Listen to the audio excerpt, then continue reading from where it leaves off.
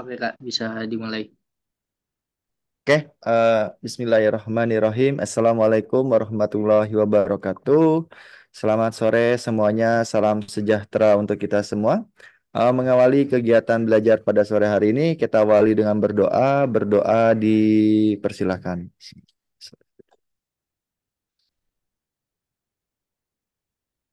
Berdoa selesai. Gimana kabar kalian sore ini? Sehat? Sehat ya? Oke, semoga kalian dalam keadaan sehat walafiat.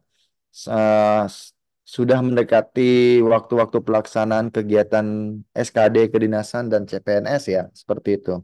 Terutama sih yang ini sih TWK, sorry, persiapan buat masuk akademi polisi dan TNI itu udah mulai ya.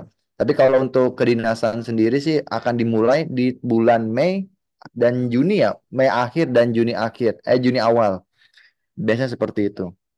Oke, sebelum kita membahas soal pada sore hari ini, saya ingin menyampaikan beberapa peraturan. Yang pertama itu adalah kita akan membahas kurang lebih 10 soal dan nanti akan ada soal tambahan dari saya. Itu yang pertama. Yang kedua adalah pada saat pembahasan soal, silakan kalian jawab di kolom chat dan tidak diperbolehkan mencoret-coret eh, Word, dikhawatirkan mengganggu jalannya proses pembelajaran seperti itu. Lalu yang ketiga adalah ketika ada yang ingin kalian tanyakan, silakan tanyakan di kolom chat atau bisa raise hand terlebih dahulu ya. Seperti itu. Supaya nanti saya akan Lawan. sementara waktu dan akan melempar pertanyaan ke kalian. Jadi yang pertama itu adalah jawab di kolom chat. Lalu yang kedua tidak diperbolehkan untuk mencoret-coret layar screen, ya layar screen di handphone kalian. Dikhawatirkan mengganggu jalannya kegiatan belajar mengajar. Lalu yang ketiga adalah pada saat kalian ingin menanyakan materi, baik materi yang ada di dalam soal maupun materi yang belum kalian pahami, silakan kalian raise hand atau kalian tanyakan di kolom chat ya, supaya nanti akan saya jawab ya. Seperti itu. Oke ya, bisa dipahami ya. Oke. Oh, nah setuju ya. Nah, jadi saya udah lama ya nggak ngajar di Hore Digital nih karena kegiatan saya di sekolah ini luar luar biasa ya seperti itu. Ada persiapan ini juga. Satu udah mulai aja satu Nah, gini, teman-teman, cara menjawab soal cepat versi saya waktu saya mengerjakan soal adalah kalian cukup baca di paragraf pertama dan di paragraf terakhir, ya. Itu untuk cara cepat menjawab soal TWK seperti itu, ya. Nah, oke, nomor satu, silakan kalian jawab. Waktunya mungkin 30 detik dari sekarang. Kira-kira jawabannya apa? Nomor satu.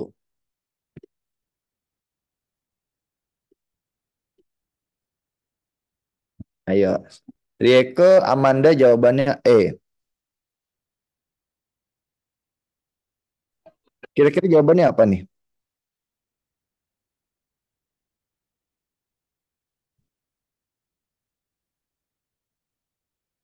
Ada yang bisa jawab? Oke, di sini ada yang mau saya mention di dalam soal nomor satu. Yang pertama ini adalah pembangunan. Dia ngomongin pembangunan, membentuk pemerintahan yang demokratis. Ya, Eh, bentar-bentar.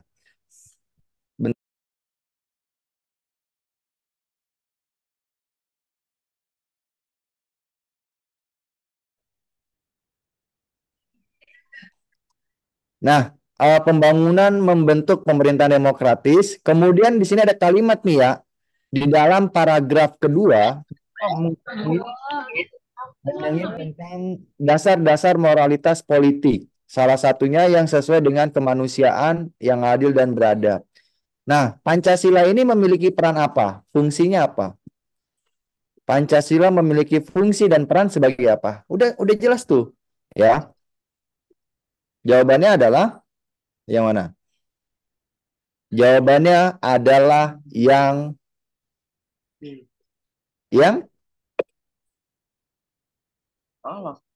jawabannya yang E, betul ya. Kenapa yang E? Karena di sini ngomongin tentang moralitas politik dalam kenegaraan, seperti itu. Nah, di mana di dalam hal ini ya, catatannya adalah ada kalau tidak salah tuh dalam TAP MPR ya, ada yang namanya TAP MPR RI nomor berapa gitu saya lupa ya. Nah, ini tentang apa namanya itu tentang hal etika berpolitik dalam bernegara, dalam kehidupan berpolitik dalam kehidupan berbangsa dan bernegara. Nah, hal ini sesuai dengan Pancasila seperti itu, ya. Nah, etika berpolitik dalam kehidupan berbangsa dan bernegara. Nah, coba deh kalian cari. Saya lupa ya, TAP MPR-nya nomor berapa karena TAP MPR itu ada sampai 200 lebih kayak gitu. Nah, jadi ada tuh nomor 4 atau nomor berapa tuh tahun 2000 ya. Kalau tidak salah ya. Coba bener nggak TAP MPR RI nomor 4 tahun 2000 tentang etika berpolitik dalam kehidupan berbangsa dan bernegara. Karena di dalam soal nomor satu ini ada kalimat memberi besar tolong di mute takut mengganggu. Nah, moralitas politik ini, moralitas politik ini salah satunya adalah yang pertama menghargai kebebasan berpendapat ya. Mengutamakan musyawarah musyawarah mufakat. Kemudian yang kedua itu adalah memberikan kebebasan berpendapat. Lalu yang ketiga ini adalah mengutamakan kepentingan bangsa dan negara. Nah, bangsa dan negara.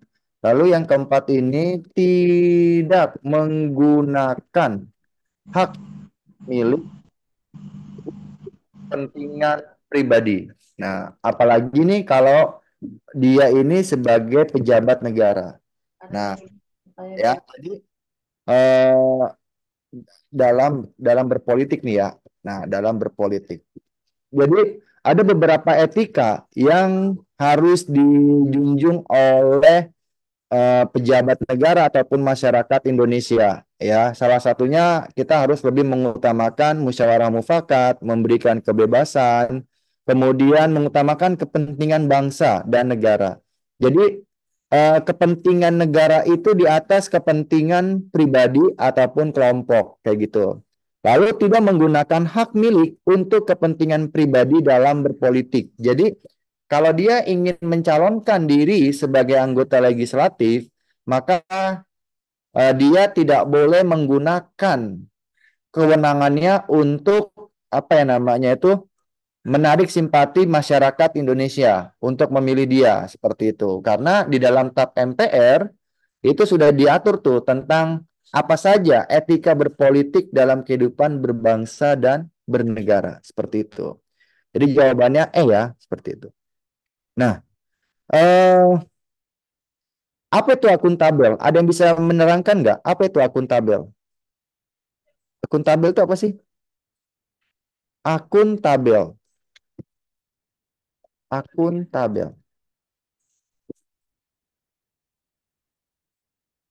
Tanggung jawab. Nah, artinya akuntabel itu setiap kebijakan yang dikeluarkan oleh pemerintah dapat dipertanggungjawabkan. Nah, kenapa? Karena di dalam Undang-Undang Nomor 28 tahun 98 kalau tidak salah tentang asas pemerintahan yang baik ya. Asas pemerintahan yang baik itu salah satunya ada akuntabilitas. Akuntabilitas itu artinya setiap kebijakan yang dikeluarkan pemerintah, baik pemerintah pusat maupun pemerintah daerah bisa dipertanggungjawabkan ya. Nah, secara moral ya, secara moral, etika maupun hukum kayak gitu. Nah, itu namanya akuntabel. Nah, mungkin kalau yang Luberjurdil ini udah tahu lah ya. Luberjurdil ini sudah diatur di dalam Undang-Undang Dasar 1945 pasal 22E ayat 1. Nah, bahwa asas pemilu kita itu Luberjurdil. Kayak gitu ya. Jadi jawabannya adalah yang E kayak gitu. Oke, nomor 2. Nah, silakan dijawab soal nomor 2.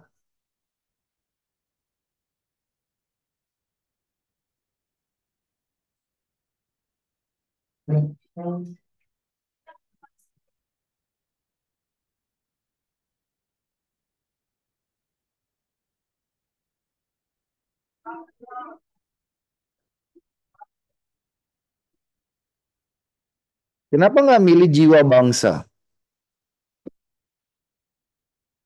atau pandangan hidup?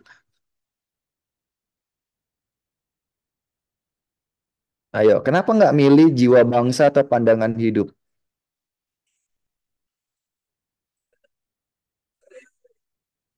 C, Kak, C. Oke, kita lihat di dalam soal nomor 2 ya. Di sini ada ngomongin tentang ciri khas Indonesia. Nah, bangsa Indonesia terkenal dengan akan keramahannya dan kesopanannya. Ini poin pertama ya. Poin pertama. Nah, lalu ada penjelasan di sini. Akhir-akhir ini kesopanan dan keramahan agak tercemar oleh ulah segelintir manusia yang tidak bertanggung jawab. Nah, ini bertolak belakang nih, bertolak belakang dengan peran Pancasila sebagai. Nah, kalau kita bedah ya, kalau kita bedah, apa sih sebagai pandangan bangsa? Masih ingat nggak? Sebagai pandangan hidup bangsa atau disebut juga dengan way of life. Nah, way of life. Nah, apa itu sebagai pandangan hidup bangsa? Nah, artinya setiap tingkah laku dan ucapan orang Indonesia sesuai dengan nilai-nilai Pancasila. Jadi apa yang kita ucapkan, apa yang kita lakukan ini harus sejalan nih dengan nilai-nilai Pancasila. Kayak gitu. Nah, kemudian sebagai jiwa bangsa ya. Jiwa bangsa itu artinya di dalam kalau jiwa itu artinya kan roh, bener nggak? Nah, berarti apa? Pancasila sebagai jiwa bangsa itu adalah Pancasila sudah ada sejak sebelum sejak zaman kerajaan atau sebelum negara Indonesia merdeka. Jadi sebenarnya Pancasila itu sudah ada sejak zaman kerajaan. Apa buktinya? Buktinya adalah buktinya adalah zaman kerajaan Majapahit, Majapahit ini terdapat dua kitab. Nah, yaitu adalah kitab Sutasoma dan Negara Kertagama. Nah, jadi sebenarnya Pancasila itu sudah ada zaman kerajaan Majapahit. Makanya jiwa bangsa, ya itu jiwa. Nah, sudah mendarah daging lah, kayak gitu. Nah, kemudian sebagai kepribadian bangsa. Kepribadian bangsa ini artinya Pancasila yang membedakan dengan bangsa lain. Nah, itu adalah sebagai kepribadian, ciri khasnya. Nah, ini ngomongin tentang atau ciri khas orang Indonesia. Nah, jadi ada yang bisa menyebutkan nggak ciri khas orang Indonesia itu ada apa aja sih? Ciri khas orang Indonesia ada berapa?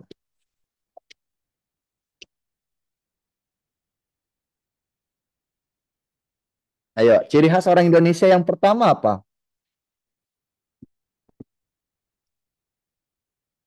Gotong royong. Sopan kayak saya. Iya, Kak. Nah, ramah tamah, toleransi, sosial. Oke, rata-rata yang kalian jawab itu adalah di nomor dua, yaitu adalah ramah tamah. Ramah tamah atau sopan santun. Lalu nomor nomor berapa lagi ya? Nomor empat, yaitu gotong royong. Jadi ada empat ciri khas orang Indonesia yang harus rasis. Ya, mungkin ada sebagian ya, kayak gitu. Yang utama, yang utama dari ciri khas orang Indonesia yang utama adalah percaya kepada Tuhan yang Maha Esa. Nah, percaya kepada Tuhan yang Maha Esa itu yang paling pertama tuh. Makanya di dalam pasal 28E dan 29 ayat 1 dikatakan bahwa Indonesia adalah negara Indonesia adalah negara yang mengakui adanya Tuhan kayak gitu. Nah, percaya kepada Tuhan. Lalu pasal 29 ayat 2-nya dijelaskan bahwa setiap warga negara diberikan kebebasan dalam memeluk agama dan kepercayaan. Jadi ciri khas orang Indonesia nomor satu adalah percaya kepada Tuhan. Kenapa? Karena Pancasila itu sila pertamanya ya ketuhanan yang Maha Esa, bukan kemanusiaan atau keadilan. Tapi yang ngomongin pertama itu adalah kita harus percaya dulu, beriman dan bertakwa kepada Tuhan yang Maha Esa, kayak gitu. Nah, lalu nomor tiganya apa? Nomor tiganya adalah musyawarah mufakat. Nah, musyawarah mufakat. Nah, orang Indonesia itu harus menyelesaikan masalah harus dimusyawarahkan. Kayak gitu. Tidak Ya, orang. tidak boleh mengambil jalan sendiri kayak gitu. Nah, terus lalu dilaksanakan dengan cara gotong royong, saling bahu membahu. Kayak gitu. Nah, ini adalah ciri khas orang Indonesia yang harus kalian ketahui. Kemudian sebagai moral pembangunan. Nah, sebagai moral pembangunan, ada yang tahu nggak? Eh, sebagai moral pembangunan ada yang tahu? Apa itu moral pembangunan? Moral pembangunan. Artinya setiap kebijakan yang atau setiap pembangunan yang dilakukan oleh pemerintah baik dari rencana, dari perencanaan, pelaksanaan, dan evaluasi sesuai dengan nilai-nilai Pancasila. Nah, jadi pembangunannya itu harus bisa apa ya? Pembangunan nasional harus bisa yang namanya itu dirasakan oleh masyarakat Indonesia, dirasakan oleh masyarakat Indonesia. Nah, harus berkeadilan. Jadi tujuan negara kita ya, ini perlu kita ketahui juga nih ya. Tujuan negara Indonesia, tujuan pembangunan negara Indonesia, tujuan pembangunan negara Indonesia ini sebenarnya ada di dalam Pancasila sila kelima. Nah, jadi kenapa kok pemerintah membangun fasilitas umum? Nah, supaya ada rasa keadilan sosial kayak gitu. Jadi setiap masyarakat Indonesia itu bisa merasakan apa yang dibuat oleh pemerintah. Kemudian sebagai ideologi bangsa. Nah, sebagai ideologi bangsa, ya. Sebagai ideologi bangsa ini adalah enggak di Bu Intan, di belakang. Bangsa itu adalah cita-cita dan tujuan yang ingin dicapai oleh negara. Nah, jadi ideologi itu diambil dari kata bahasa Yunani kuno, idea dan logos. Idea itu artinya gagasan, logos itu artinya pengetahuan. Jadi gagasan yang ingin kita capai itu apa? Kayak gitu. Nah, makanya cita dan tujuan negara kita, tujuan negara terdapat di dalam pembukaan UUD 1945, alinea keempat. Nah, seperti itu ya. Ini ngomongin tentang cita-cita dan tujuan negara kita. Nah, makanya ada apa tuh tujuan negara kita? Melindungi segenap bangsa, memajukan kayak gitu.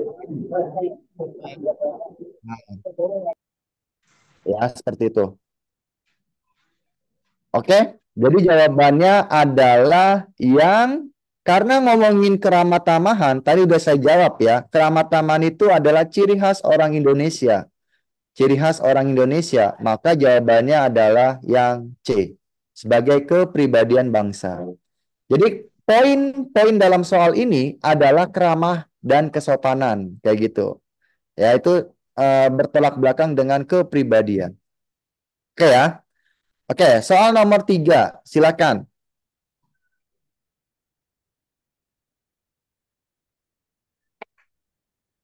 Di di mana? Di sini nih kayaknya nih. Di sini coba. Di sini kalau nggak di sono. Di laci. Ada nggak? Apa coba? B. Bukan? Nggak ada. Pak Yosi, Pak Yosi. Pak Yosi di sampingnya. Oke, boleh mau tanya. Sebelum saya bahas ya.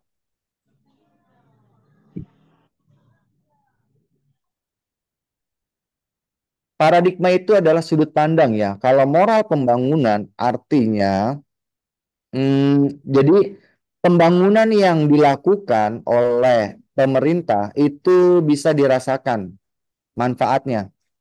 Nggak ada.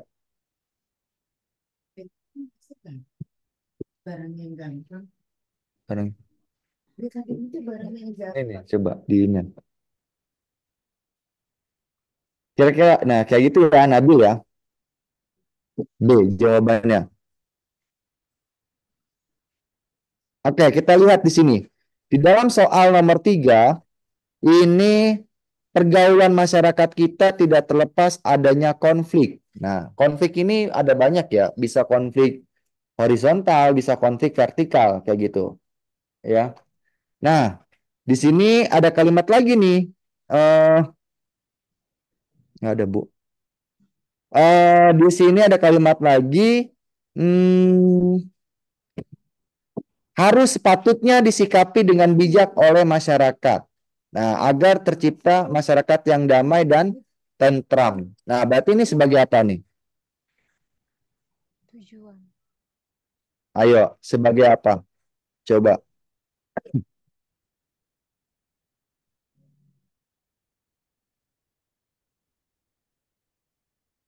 Kenapa milih B atau E? Kenapa milih B dan E?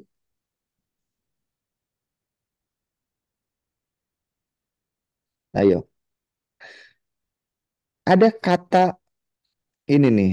eh, ada poin penentu di sini, yaitu poin penentunya adalah pergaulan masyarakat timbul adanya konflik. Ya, konflik itu bisa konflik yang tadi saya sampaikan ya. Nah, di sini ada kalimat lagi nih. Hilangnya rasa tenggang rasa dan saling menghargai. Nah, ini poinnya nih. Tenggang rasa dan saling menghargai. Nah, berarti sepatutnya disikapi dengan bijak oleh masyarakat. Berarti ini peranan peranan Pancasila sebagai apa?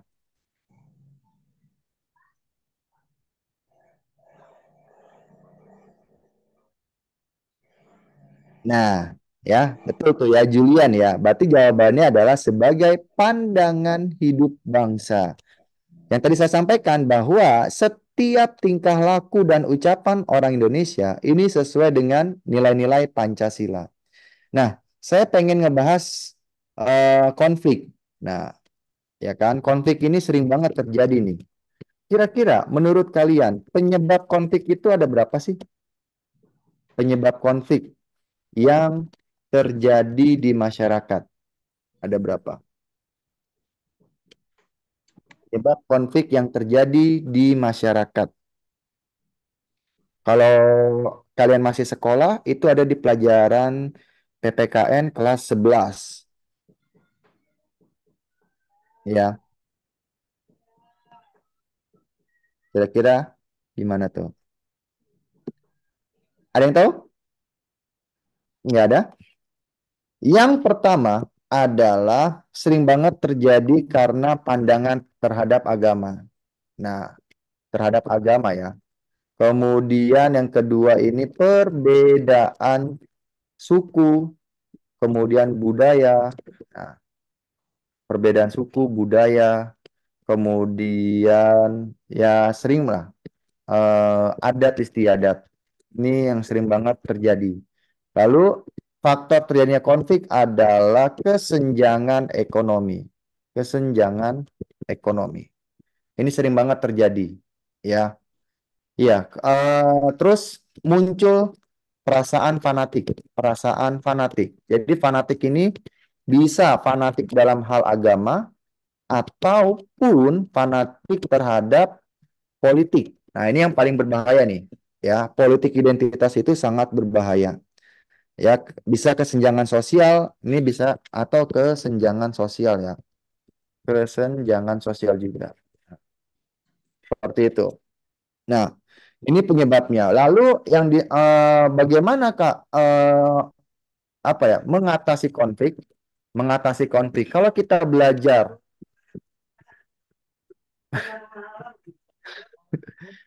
guru nggak diwajibkan pulang malam. Mengatasi konflik yang terjadi di masyarakat. Nah, kan bagaimana caranya? Kalau dalam pelajaran sosiologi itu dijelasin tuh, konflik itu kan proses yang namanya disosiatif ya. Jadi cara mengatasinya adalah yang pertama itu musyawarah dulu. Musyawarah mufakat. Nah, musyawarah mufakat, saya mau tanya deh, apa bedanya mufakat dengan voting? Ayo, mufakat dengan voting. Beda, apa bedanya dengan voting versus voting? Nih saya melebar nih ya, karena menurut saya TWK itu eh, sangat menarik ya untuk dibahas, untuk dikaji lebih dalam. Voting, mufakat dengan voting. Mufakat terakhir juga.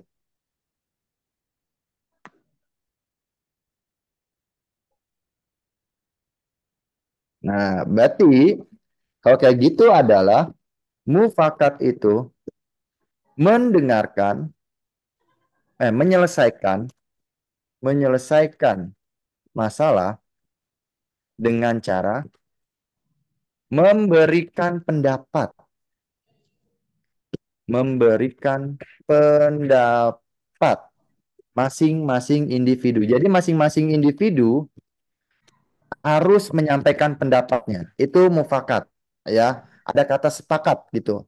Jadi mulai dari anggota sampai ketua itu harus memberikan ini ya, memberikan pendapat. Tapi kalau voting itu adalah menyelesaikan masalah dengan cara memberikan suara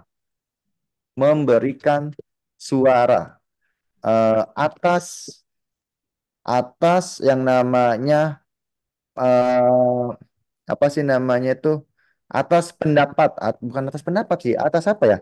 Atas, iya betul. Jadi kadang walaupun keputusannya merugikan, yang paling banyak ngevote ya tetap keputusannya harus diambil. Jadi voting itu menyelesaikan masalah dengan cara memberikan suara atas pilihan eh, pilihan penyelesaian. Jadi perbedaan di sini adalah voting ini sebenarnya sudah ada pilihannya, pilihan penyelesaiannya, sudah ada apa ya, yang namanya keputusan, pilihan keputusan. Sorry, pilihan bukan penyelesaian, tapi pilihan keputusan. Tapi kalau mufakat ini kita menentukan keputusan. Nah, memberikan pendapat nih atau menentukan keputusan kita. Nah, jadi makanya setiap individu diberikan kebebasan berpendapat. Nah, itu namanya mufakat. Tapi kalau voting, kita hanya diminta memberikan suara. Nah, sudah ada pilihannya. Kita tinggal jawab aja, setuju atau tidak. Tapi kalau mufakat, semua orang harus berpendapat. Itu bedanya. Nah, nanti akan dirumuskan tuh oleh pemimpin rapat kayak gitu. Nah, itu namanya musyawarah mufakat ya. Lalu yang kedua, ini berkaitan yang namanya eh, mediasi. Pernah dengar nggak mediasi itu apa? Kalau dalam ilmu sosiologi itu udah jelas tuh, apa itu mediasi? Mediasi itu adalah proses penyelesaian masalah melalui pihak ketiga sebagai mediator, sebagai mediator, tetapi keputusannya tidak keputusan mediator, eh, tetapi mediator hanya sebatas penengah. Nah, penengah dalam penyelesaian masalah. Nah, jadi kalau mediasi ini hanya melalui pihak ketiga, tapi pihak ketiganya ini hanya sebatas penengah. Apakah bedanya dengan arbitrase? Nah, pernah dengar nggak? Arbitrase. Arbitrase. Arbitrase itu disingkat juga dengan perwasitan. Perwasitan itu penjelasannya adalah proses penyelesaian masalah melalui pihak ketiga sebagai wasit. Nah, sebagai wasit di mana keputusan pihak ketiga ini memikat kedua belah pihak. Nah, ini namanya arbitrase nih. Jadi melalui pihak ketiganya itu sebagai wasit, tapi keputusan pihak ketiga itu memikat. Kayak contoh dalam pertandingan sepak bola. Kalau wasit sudah memberikan kartu merah, maka pihak tim A dan tim B harus mematuhi keputusan wasit, tidak bisa diganggu gugat. Itu namanya arbitrase, perwasitan. Tapi kalau mediasi itu pihak ketiganya itu hanya sebatas penengah, mendengarkan saja, mendengarkan pendapat dari pihak pertama maupun pihak kedua. Nah, jadi dia tidak memberikan keputusan, tidak memberikan penyelesaian. Tapi kalau perwasitan, dia memberikan keputusan, keputusannya itu memikat kepada kedua belah pihak. Contohnya kayak dalam proses pertandingan sepak bola. Lalu yang keempat, ada yang namanya proses adjudikasi. Nah, pernah dengar nggak? Adjudikasi dalam ilmu sosiologi nih.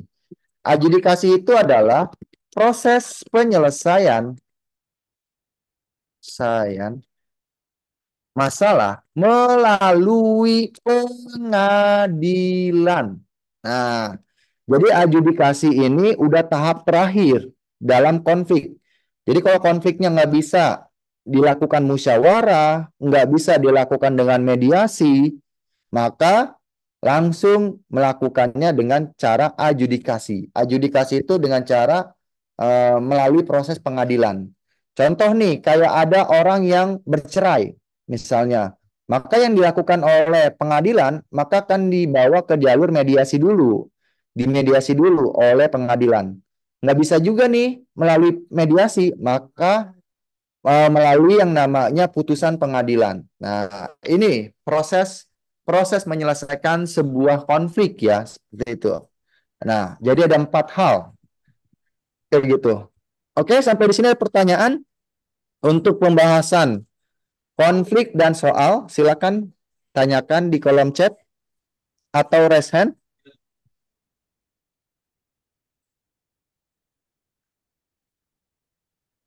Tidak ada? Tidak ada pertanyaan? Oke ya. Kita lanjut ke dalam soal nomor 4. Nah, ini dia. Silakan dijawab. Saya sambil ngopi ya, karena saya masih di sekolah ini, belum pulang.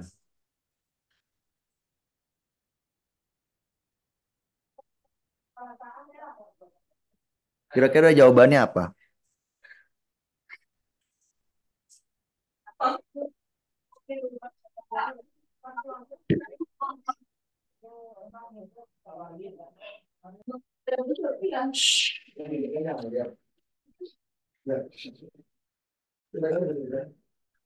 C. Kenapa C jawabannya?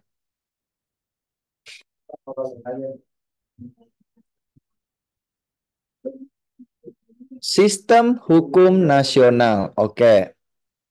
Di sini ada kalimat mengantisipasi, mengantisipasi dan mengatasi permasalahan yang timbul. Oke.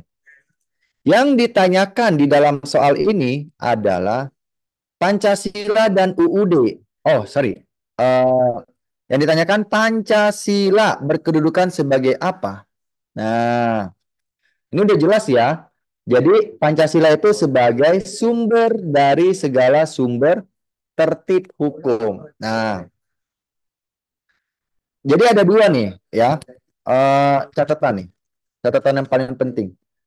Yang pertama adalah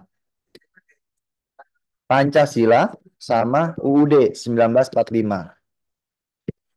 Pancasila itu dijadikan sebagai sumber dari segala sumber tertib hukum. Nah, dalam kehidupan berbangsa dan bernegara. Nah, artinya setiap peraturan, artinya nih, ya, artinya setiap peraturan yang dibuat oleh pemerintah tidak boleh bertentangan dengan Pancasila. Itu maksudnya. Sumber dari segala sumber tertib hukum itu kayak gitu. Kalau UUD ini adalah UUD itu adalah sumber hukum positif tertinggi. Hukum positif tertinggi dalam kehidupan bernegara, dalam kehidupan berbangsa dan bernegara. Dijelaskan di dalam Undang-Undang RI nomor 12 tahun 2011 tentang tata urutan ya, tentang tata urutan peraturan perundang-undangan. Nah, tentang tata urutan peraturan perundang-undangan. Nah, ini dijelasin tuh. Urutannya yang paling pertama itu adalah eh, Undang-Undang Dasar, kemudian ada TAP MPR, ya kan? Yang pertama itu UUD 1945, lalu yang kedua itu ada TAP MPR, lalu yang ketiga itu ada undang-undang atau Perpu, lalu yang keempat ini ada peraturan pemerintah, lalu yang kelima ini ada peraturan presiden, peraturan presiden. Nah, lalu yang keenam itu adalah peraturan daerah. Peraturan daerah ini ada dua ya teman-teman. Ada TK1, tingkat satu itu untuk wilayah provinsi, dan K2 ini untuk wilayah kabupaten atau kota. Jadi Maksudnya adalah sumber hukum positif itu sumber hukum yang berlaku saat ini.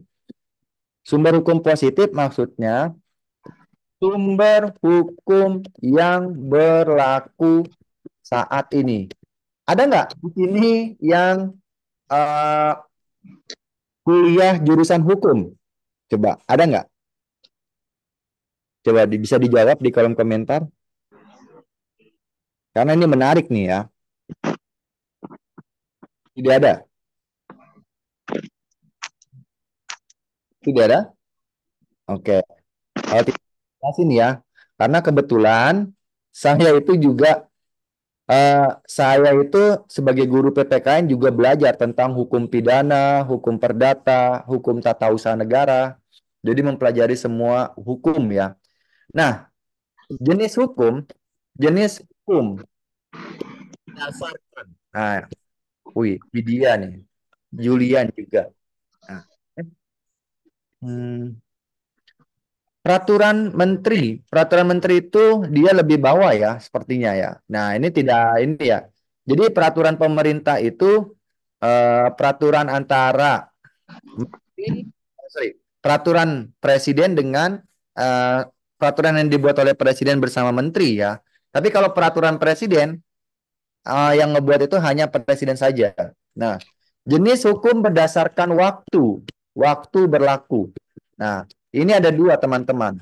Ada yang namanya ius constitutum, namanya ius constitutum. Apa itu ius constitutum, Kak? Hukum yang berlaku saat ini. Berlaku saat ini. Itu namanya ius constitutum. Apa contohnya, Kak? Contohnya adalah undang-undang. Nah, ini namanya ius constitutum. Lalu yang kedua, ada yang namanya ius constituendum. Apa itu ius constituendum? Hukum itu akan datang. Hukum yang berlaku akan datang. Jadi belum disahkan ya, belum disahkan. Itu namanya rancangan undang-undang. Nah, baru bersifat RUU ya, rancangan undang-undang. Nah, kalau ius constitutum hukum yang berlaku saat ini disebut juga dengan hukum positif. Nah, kalau ius constituendum intinya hukum yang berlaku yang akan datang. Jadi belum disahkan oleh DPR bersama dengan pemerintah. Ya, masih bersifatnya rancangan kayak gitu. Nah, kalau ius constitutum sudah disahkan kayak gitu. Oke ya. Maksud dari hukum positif itu seperti itu. Oke, ada pertanyaan untuk soal nomor 4. Oh, ini ngomongin ideologi ya. Jenis ideologi itu saya nyerempet lagi nih. Jenis ideologi terbagi menjadi dua. Terbagi menjadi dua. Ada yang namanya terbuka dan tertutup. Nah, sedangkan sedangkan Pancasila itu sebagai ideologi terbuka yang memiliki ciri-ciri. Ada yang tahu nggak ciri-ciri ideologi Pancasila terbuka itu yang kayak gimana sih? Ayo, sebelum saya jawab. Ciri-ciri ideologi Pancasila secara terbuka. Oh, ini menarik nih. Nilai. Nilai yang nilai yang ada digali atau ya digali atau dibuat berdasarkan kebudayaan negara tersebut. Jadi nilai ideologi terbuka itu nilainya di dari kebudayaan negara tersebut, bukan diambil dari kebudayaan lain. Lalu yang kedua, ini adalah nilai yang dibuat dapat menyesuaikan dinamika dinamika masyarakat yang ada, dinamika masyarakat yang ada ya. Nah, Jadi bisa menyesuaikan perkembangan zaman. Betul, bersifatnya fleksibel. Fleksibel itu artinya menyesuaikan. Kayak gitu. Nah, ya. Karena ini kadang-kadang sering keluar nih sebagai ideologi terbuka dan tertutup. Nah, kalau yang dinamis-dinamis itu apa, Kak? Dinamis itu yang berkaitan dengan apa ya namanya ya? Berkaitan dengan dimensi. Dimensi Pancasila itu ada 4, kalau tidak salah ya. Ada dimensi normatif, ada 3 ya. Yang paling penting tuh idealis, fleksibel, sama yang namanya eh, apa ya? Idealis, fleksibel, satu lagi itu apa tuh? Ada yang bisa jawab nggak? Bantu saya jawab.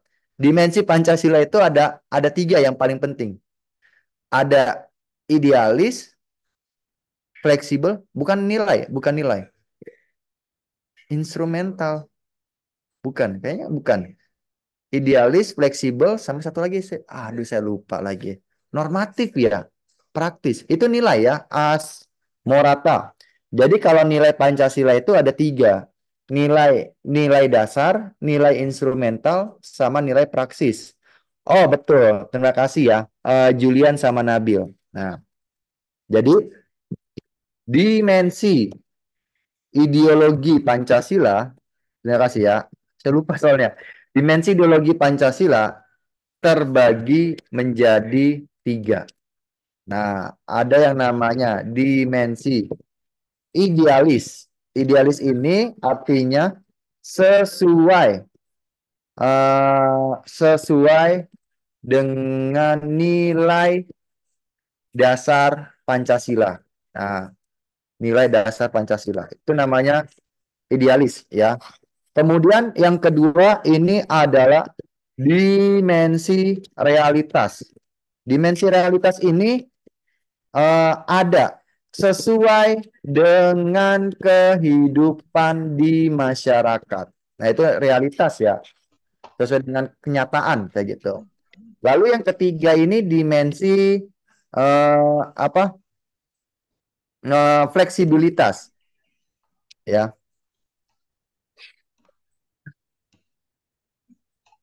Iya, dimensi fleksibilitas. Dimensi fleksibilitas ini dapat menyesuaikan dengan perkembangan zaman. Nah, kenapa Kak bisa hafal? Ya karena saya banyak baca buku, terutama buku-buku PPKN pada saat saya kuliah. Nah, jadi saya senang. Waktu itu ini info aja ya. Waktu semester 1 sampai semester 3 itu saya nggak suka dengan pelajaran PPKN awalnya.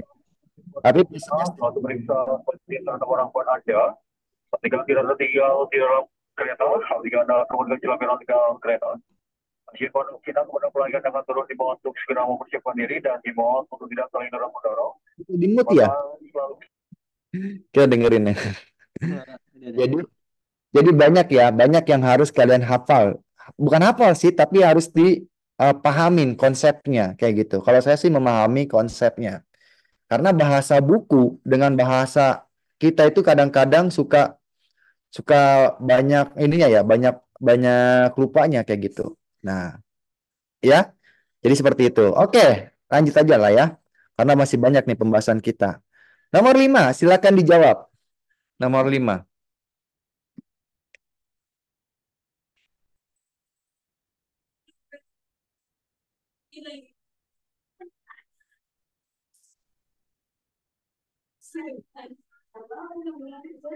B.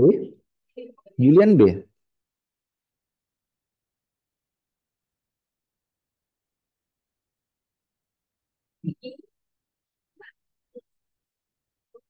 Hmm. Ya, di sini sudah jelas ya. Ada beberapa opsi yang negatif. Nah, poinnya ada di kalimat pertama lagi. Indonesia menyatakan diri sebagai negara yang netral, tidak memihak ke dalam, tidak memihak. Pokoknya sampai sini nih, tidak memihak. Berarti melaksanakan politik yang namanya bebas dan aktif. Bebas itu artinya kita bisa bekerja sama dengan negara manapun. Aktif itu artinya kita bisa mengikuti mengikuti perdamaian dunia. Nah, yang A ini adalah negatif ya, ikut campur. Ini negatif. Ya, ikut campur ini adalah negatif. Saya kasih warna merah. Ikut campur. Menghimpun negara yang sedang berkembang. Menghimpun. Menghimpun itu artinya negatif atau positif menurut kalian?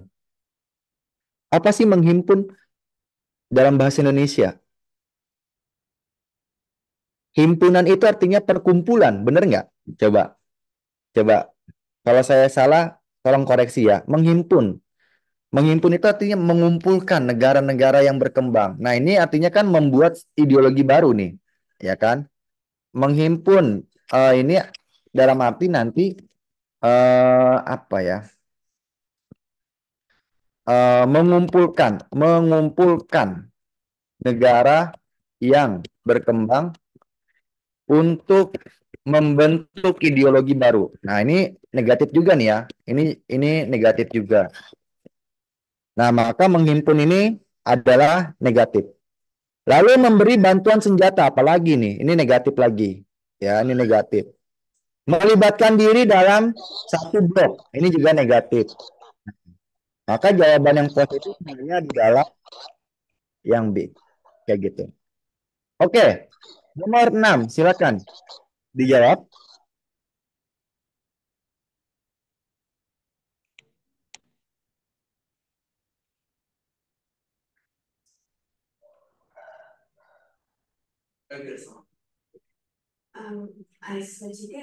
Tadi apa jawabannya? Yang jawabannya B.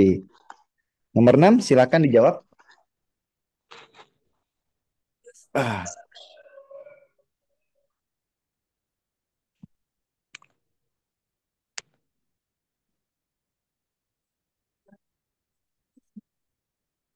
kenapa milih B?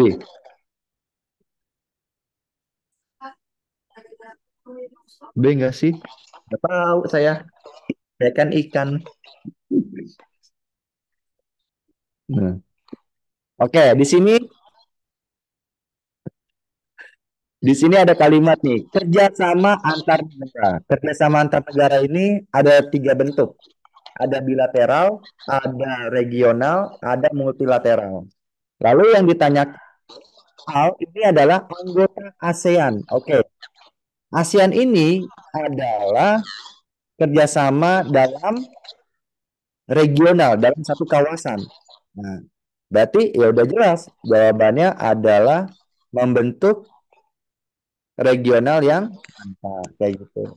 Ini masih gampang-gampang, coba ntar soal saya ya. Oke, soal nomor 7. Nanti saya spoiler, boleh kan Kak Mamat? Saya spoiler soalnya satu atau dua aja lah, Ya boleh Kak. boleh ya.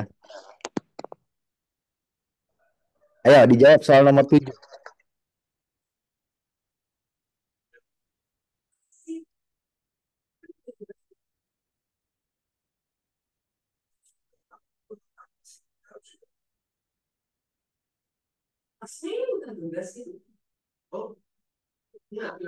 Kenapa nggak milih yang C? Ayo, kenapa nggak milih yang C?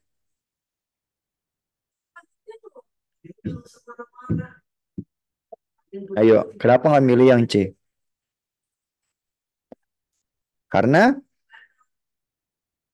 Indonesia itu adalah bangsa yang majemuk, oke. Nah, penerapan sikap yang sesuai dengan bineka. Ada kalimat yang sesuai. Nah, kan peduli kan sikap juga dong. Ayo, apa sih akomodasi? Nah, lo. Kalau ini yang B udah pasti salah karena negatif nih. Menerapkan sukuisme ini juga salah. Kenapa nggak milih yang C?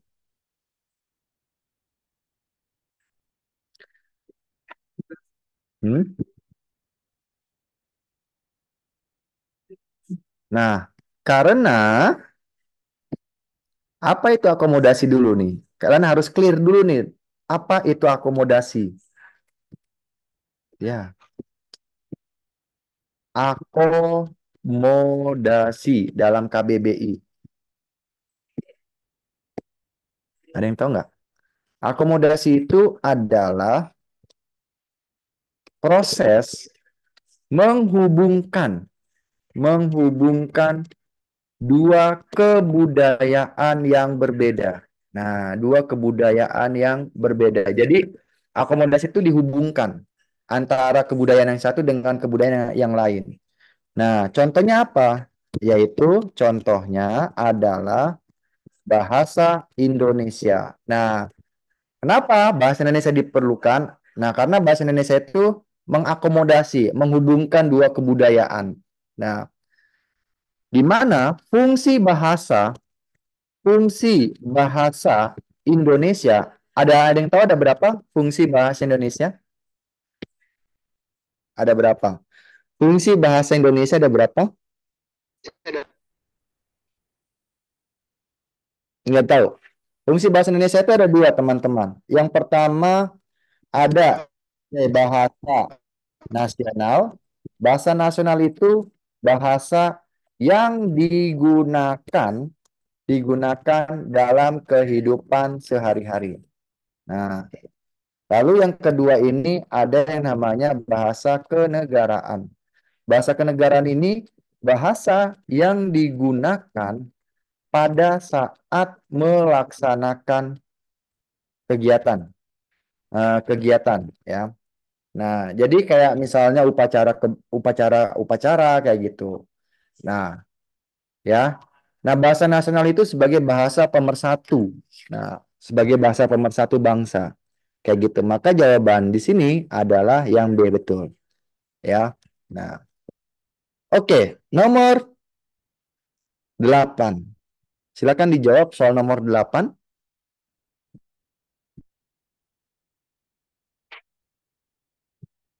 Pulang, Din. Jam berapa pulang?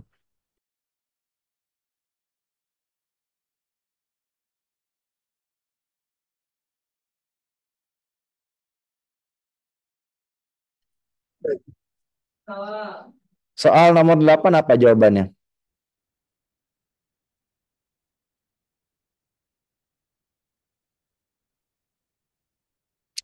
Ini pelajaran kelas 10 tentang yang namanya wawasan Nusantara.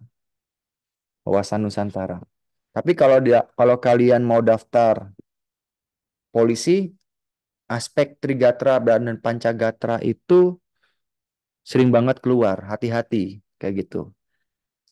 Oke, di sini langsung saya jawab ya dan saya bahas.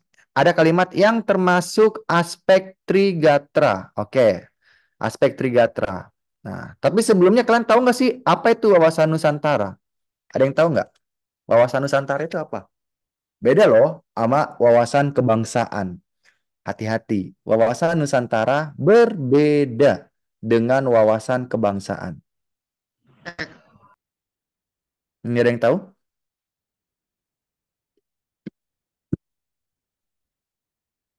Ada yang bisa membantu saya menjelaskan? Biar aktif kita. Nggak ada yang tahu? Apa perbedaan antara wawasan Nusantara dengan wawasan kebangsaan?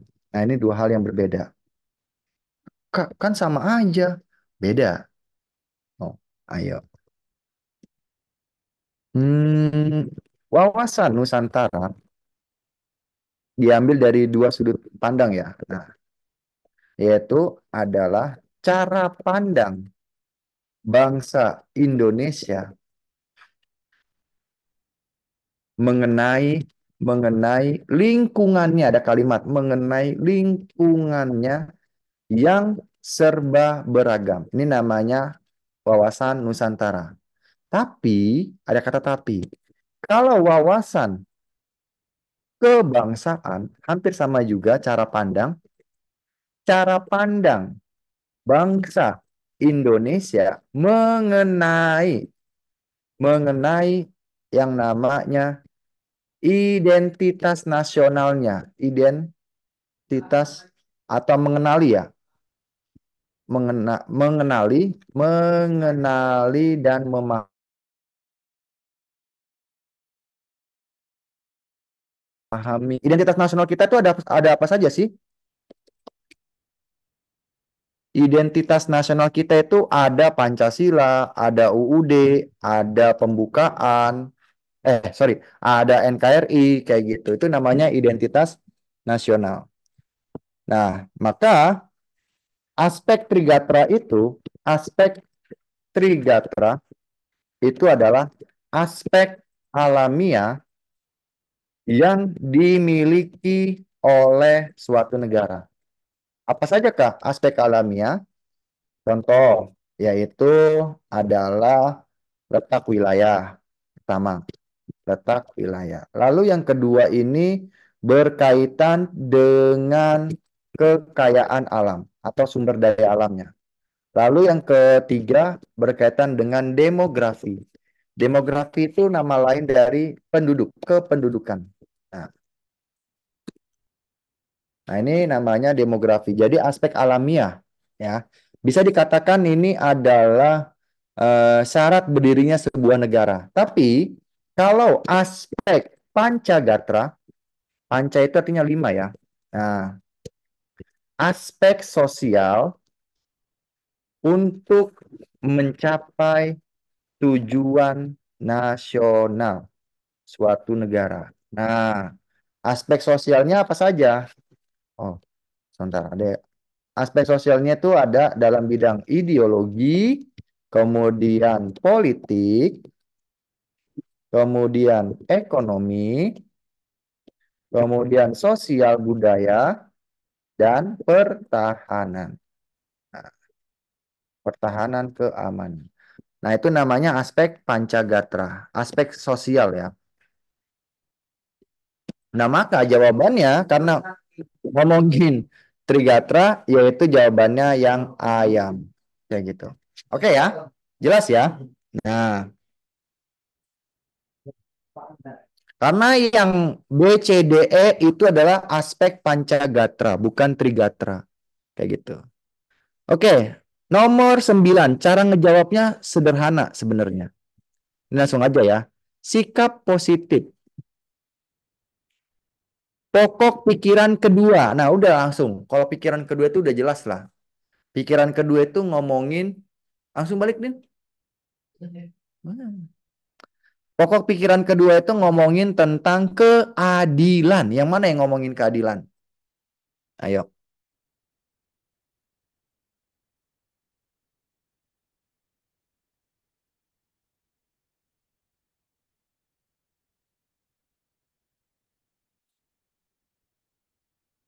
Menjaga dan memelihara fasilitas umum.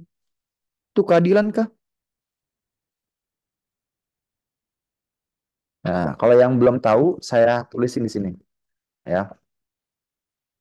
Pokok pikiran pembukaan itu ada empat ya. Pokok pikiran pembukaan itu ada empat. Nah, pembukaan UUD 1945 itu ada empat. Yang pertama itu adalah ngomongin tentang negara persatuan. Nah, lalu yang kedua ini ngomongin tentang negara keadilan. Lalu yang ketiga ini ngomongin negara kedaulatan. Lalu yang keempat ini ngomongin tentang negara ketuhanan dan kemanusiaan. Nah, seperti itu. Kita lihat di sini.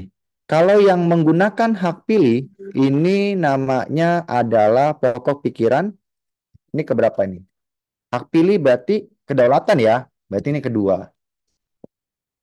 Nah, kalau menjaga dan memelihara fasilitas umum, oke kita simpan dulu. Melaksanakan ibadah, oke ini adalah keempat ya.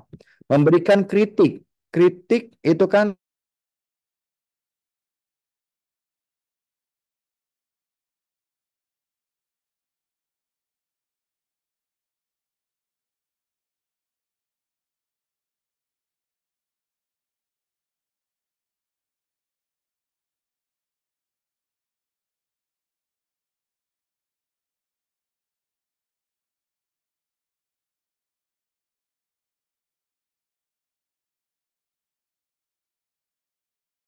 diketahui, diketahui publik, diketahui publik. Nah, Ini namanya apa? Dalam berita negara untuk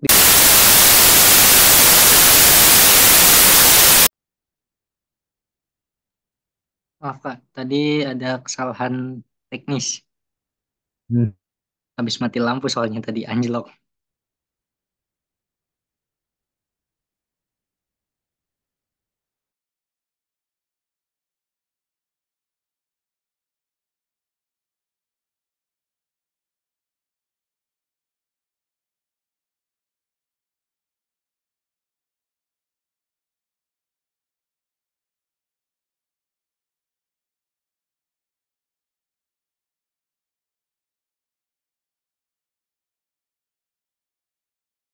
Contoh soal ya. Mana sih? Eh, Bentar. Ada pertanyaan? Silakan. Tadi baru nyampe nomor 10 ya Kak? Iya. Heeh. Bentar Kak, tadi ada kesalahan teknis. Tempat saya mati lampu. Oh, nggak apa-apa, Kak.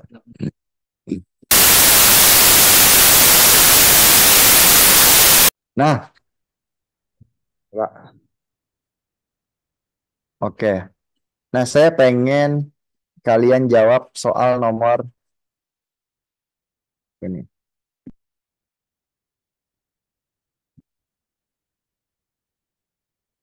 Bentar ya. Lalu, kenapa? Ini ada apa, Pis? Nggak tahu. Ini salah nih. Nah, 26. Bukan 26 sih, tapi soal nomor 6 ya. Silakan dijawab. Spoiler soal satu soal aja lah ya. Nah, yuk dijawab.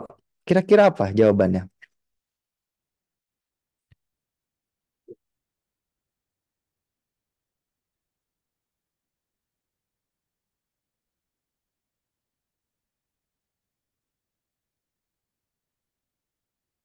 Peduli?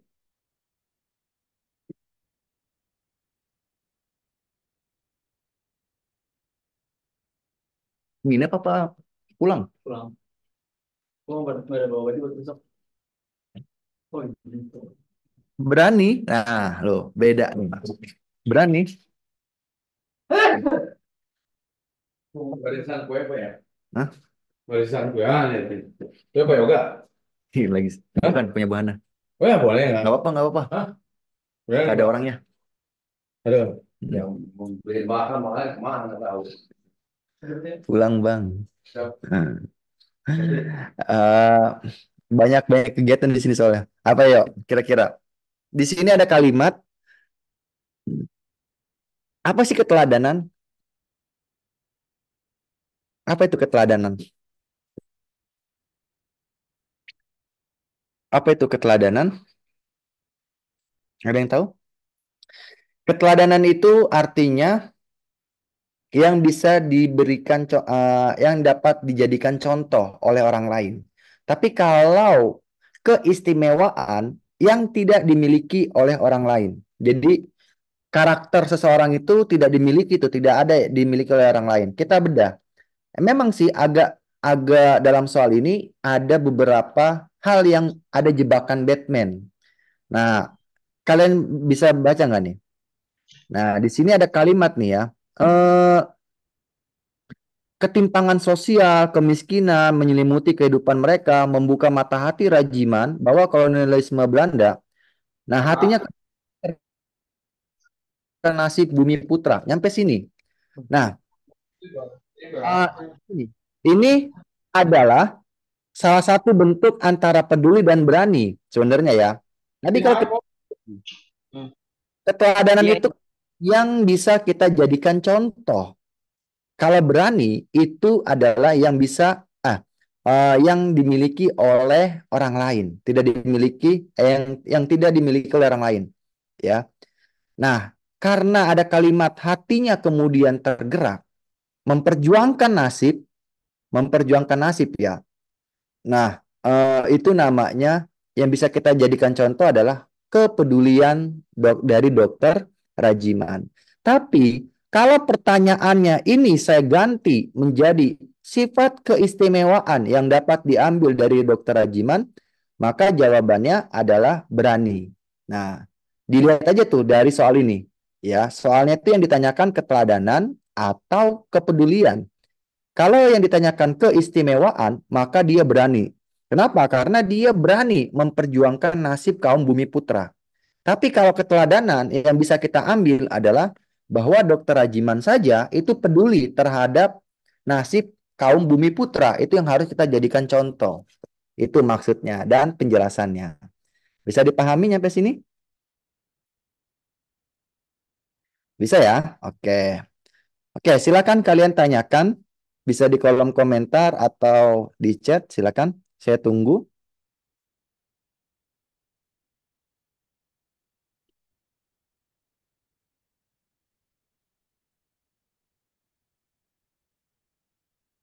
Sebenarnya tergantung dari konteks soalnya ya, fungsi-fungsi Pancasila. Kalau dalam soal itu ada kalimat misalnya sebagai pembeda, itu udah pasti jawabannya kepribadian. Tapi kalau ada kalimat sudah ada sebelum Indonesia merdeka, itu namanya sebagai apa namanya itu apa namanya? Kalau sudah ada sejak Indonesia sudah ada sejak Indonesia merdeka, sebelum Indonesia merdeka, itu namanya sebagai jiwa bangsa. Tapi kalau misalnya ada kalimat tentang penyelenggaraan pemerintahan, penyelenggaraan pemerintahan itu namanya sebagai dasar negara. Kalau udah ngomongin nyenggol-nyenggol pemerintahan itu namanya dasar negara.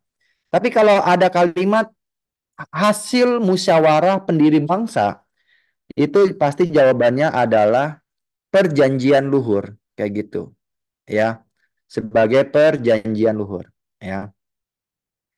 Hak interpelasi itu artinya hak meminta keterangan kepada pemerintah terkait dengan kebijakan.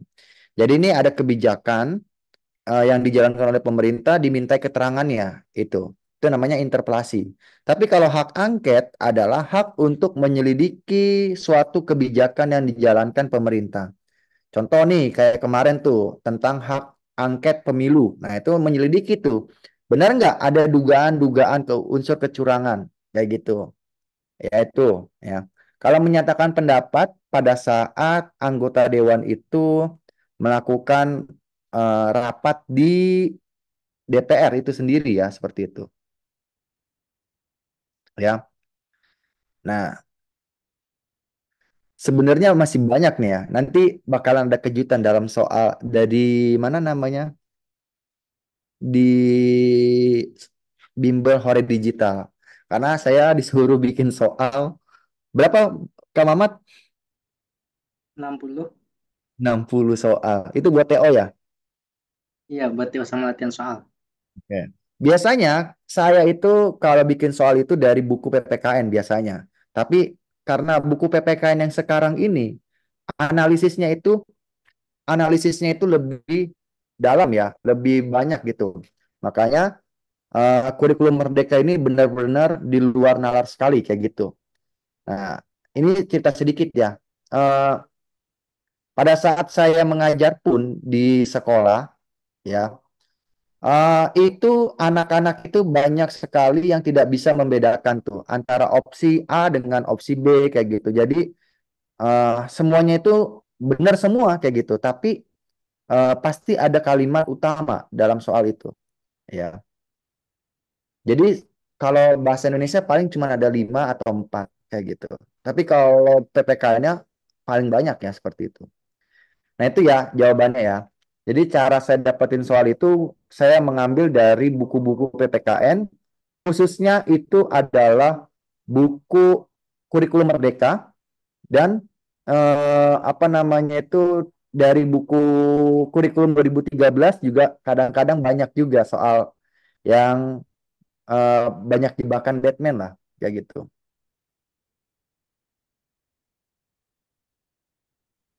Oke, ada pertanyaan?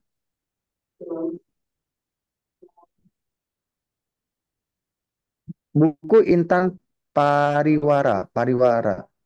Kayaknya lebih lebih ini ya, lebih up to date kayak buku Erlangga.